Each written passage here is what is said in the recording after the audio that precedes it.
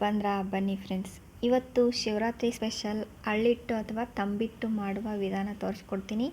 ಅದಕ್ಕೆ ಬೇಕಾಗಿರೋ ಸಾಮಗ್ರಿಗಳು: 1 ಕಪ್ಪಷ್ಟು ಪುಟಾಣಿ, ಅರ್ಧ ಕಪ್ಪಷ್ಟು ಹುರಿದಂತಹ ಅಕ್ಕಿ, ಹುರಿದಂತಹ ಶೇಂಗಾ, ಹುರಿದು ಇಟ್ಕೊಂಡಂತಹ ಎಳ್ಳು, ಕೊಬ್ಬರಿ ತುರಿ, ಬೆಲ್ಲ, ಏಲಕ್ಕಿ.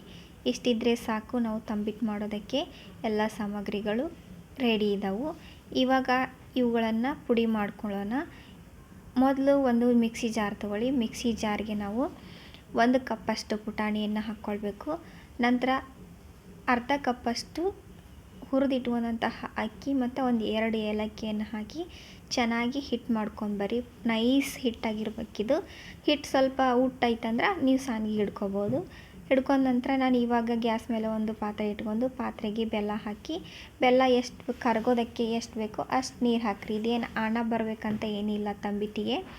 ಬೆಲ್ಲ ಕರಗಿದ್ರೆ ಸಾಕು. ಈ ಕರಗಿದಂತಹ ನೀರಲ್ಲಿ ನಾವು ಮಾಡಿಟ್ಕೊಂಡಿದ್ವಲ್ಲ ನಾವು ತಂಬಿಟ್ಟಿನ ಹಿಟ್ಟನ್ನು ಹಾಕಿ ಚೆನ್ನಾಗಿ ಮಿಕ್ಸ್ ಮಾಡಿ ಒಂದು ಕುದಿಯೋದಕ್ಕೆ ಬಿಡಿ.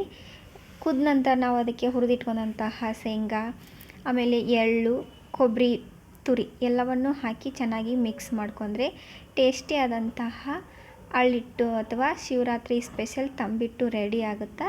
ಇನ್ಸ್ಟೆಂಟಾಗಿ ಮನೆಯಲ್ಲೇ ನಾವು ಹಿಟ್ಟನ್ನು ರೆಡಿ ಮಾಡ್ಕೊಂಡು ಶಿವರಾತ್ರಿ ದಿನ ಈ ರೀತಿಯಾಗಿ ತಂಬಿಟ್ಟನ್ನು ಮಾಡ್ಕೊಳ್ಳಿ. ಕಪ್ಪೆಳ್ಳು ಹಾಕಿರೋದ್ರಿಂದ ಸ್ವಲ್ಪ ಕಲರ್ ಡಲ್ ಇದೆ. ಬಿಳಿ ಎಳ್ಳು ಹಾಕಿದರೆ ತುಂಬ ಚೆನ್ನಾಗಿ ಕಾಣಿಸುತ್ತೆ. ಟೇಸ್ಟ್ ಮಾತ್ರ ಆಸಮ್ ಆಗಿರುತ್ತೆ. ನೀವು ಟ್ರೈ ಮಾಡಿ. Thank you.